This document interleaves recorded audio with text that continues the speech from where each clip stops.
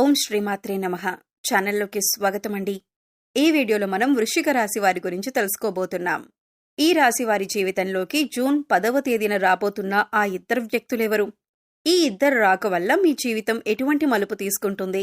ఈ రాశి వారికి జూన్ 10వ తేదీన అసలేం జరగబోతుంది?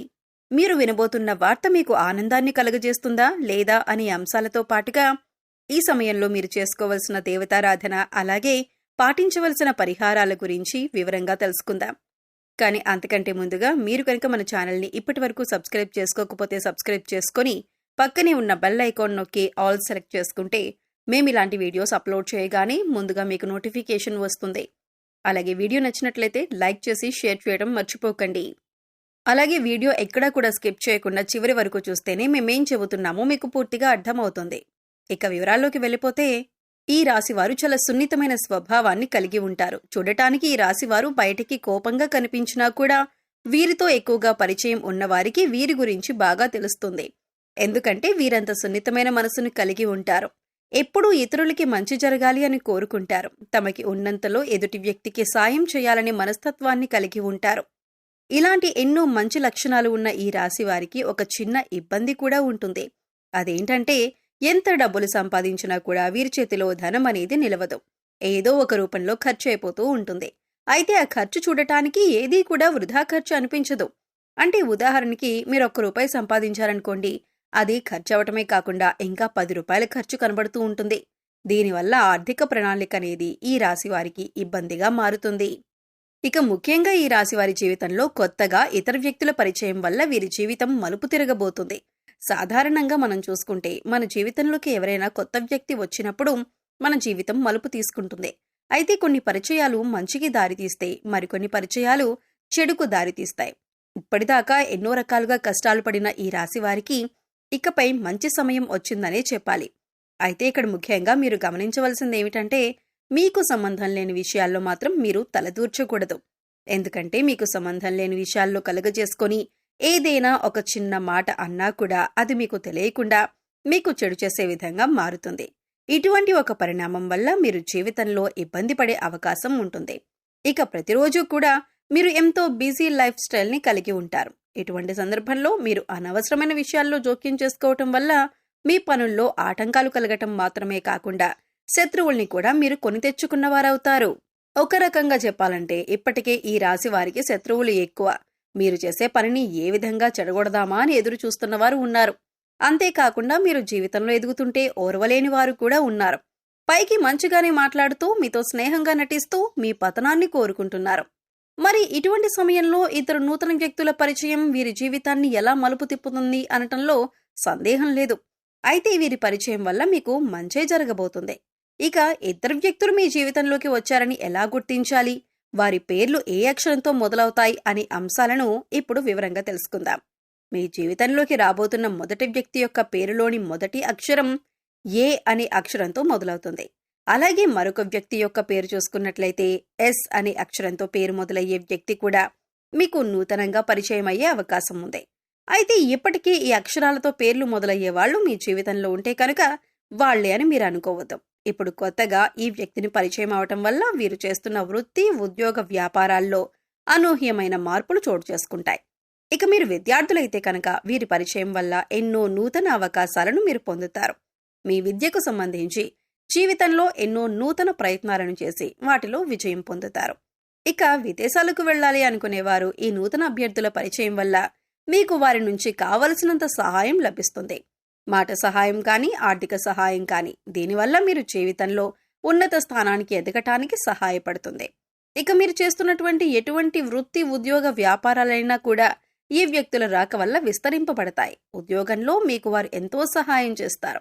ఇక వ్యాపార పరంగా చూసుకున్నట్లయితే వీరి కారణంగా మీకు ఆర్థిక లాభాలు పొందే అవకాశం కూడా ఉంటుంది.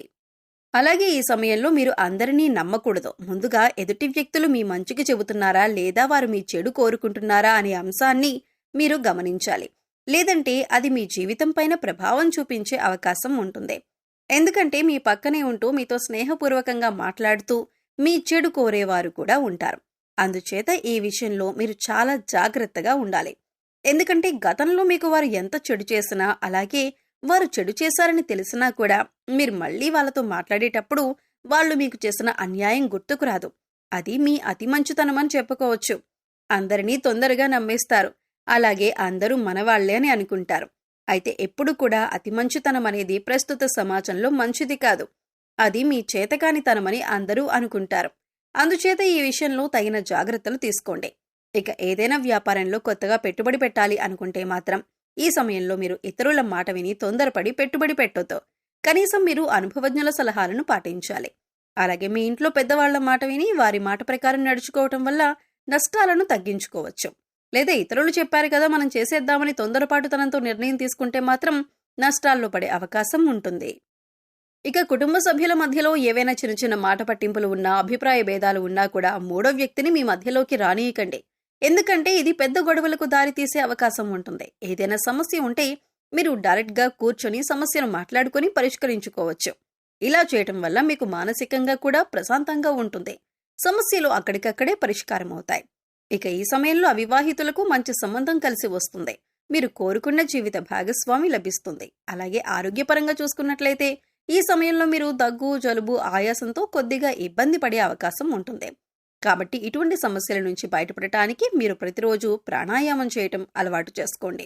విద్యార్థులు ఓవర్ కాన్ఫిడెన్స్తో కాకుండా చక్కగా మీరు చదివే దాని గురించి అవగాహన తెచ్చుకొని ఒక ప్రణాళికాబద్ధంగా చదవటం వల్ల మీరు పూర్తిగా సిలబస్ కంప్లీట్ చేసుకుని విజయం సాధించే అవకాశాలు ఎక్కువగా ఉన్నాయి. అయితే ఇక్కడ మీరు గుర్తించవలసిన విషయం ఏమిటంటే, చదవకుండా టైం బాగుంది కదా నేను పాస్ అయిపోతాను అనుకుంటే మాత్రం అవ్వదు. ఖచ్చితంగా మీరు ప్రయత్నపూర్వకంగా సిలబస్ని కంప్లీట్ చేసి ఇన్ టైంలో రివిజన్ చేసినట్లయితే మీరు అనుకున్న ఫలితాలను సాధిస్తారు. ఇక ఈ సమయంలో మీరు ఉన్నతమైన ఫలితాలను పొందటానికి మీరు చేసుకోవాల్సిన దేవతారాధన, అలాగే పాటించవలసిన పరిహారం గురించి చూసుకున్నట్లయితే ఈ సమయంలో మీరు ప్రతిరోజు కూడా లక్ష్మీ అష్టోత్తరం కానీ, లలితా స్తోత్రం కానీ చదవటానికి ప్రయత్నించండి. లేదా విన్నా కూడా మంచి ఫలితాలు లభిస్తాయి. ప్రతిరోజు దీపారాధన చేయండి. ఇష్టదైవ నామస్మరణ చేయండి. హనుమాన్ చాలీసా ప్రతినిత్యం చదవటం వల్ల శత్రువుల నుంచి బయటపడతారు. అలాగే మీరు పాటించవలసిన పరిహారాలు చూసుకున్నట్లయితే ప్రతిరోజు నవగ్రహ స్తోత్రాలను చదువుకోండి. వీలైతే గుడికి వెళ్లి నవగ్రహాలకు ప్రదక్షిణలు చేయండి. సోమవారం నాడు శివుడికి అభిషేకం చేయించుకోండి. అలాగే ఆడవారు తులసి కోట వద్ద దీపారాధన చేసి 3 ప్రదక్షిణలు చేయండి. అలాగే మీ ఇంట్లో ఏదో ఒక పూల మొక్కలు పెంచడానికి ప్రయత్నించండి. ఇలా చేయటం వల్ల మీ మనసుకు ప్రశాంతత కలుగుతుంది. సో చూశారు కదండి, జూన్ 10వ తేదీన వృశ్చిక రాశి వారి జీవితం ఎటువంటి మలుపు తిరగబోతుంది. అలాగే ఈ సమయంలో ఇద్దరు వ్యక్తులు పరిచయం కావటం వల్ల ఈ రాశి వారికి మంచి జరుగుతుందా లేదా చెడు జరుగుతుందా, ఈ సమయంలో మీరు చేసుకోవలసిన దేవతారాధన, అలాగే పాటించవలసిన పరిహారాల గురించి ఈ వీడియోలో మనం వివరంగా తెలుసుకున్నాం కదా. ఈ వీడియో మీకు నచ్చినట్లయితే లైక్ చేయండి. మీ ఫ్రెండ్స్ అండ్ ఫ్యామిలీ మెంబర్స్లో వృశ్చిక రాశి వారు ఎవరైనా ఉంటే వారితో ఈ వీడియోని షేర్ చేసుకోండి. అలాగే ఇప్పటి వరకు మన ఛానల్ని కనుక సబ్స్క్రైబ్ చేసుకోకపోతే సబ్స్క్రైబ్ చేసుకొని పక్కనే ఉన్న బెల్ ఐకాన్ నొక్కి ఆల్ సెలెక్ట్ చేసుకుంటే మేము ఇలాంటి వీడియోస్ అప్లోడ్ చేయగానే ముందుగా మీకు నోటిఫికేషన్ వస్తుంది. మరో చక్కటి వీడియోతో మళ్ళీ కలుద్దామండి. ఓం శ్రీమాత్రే నమః.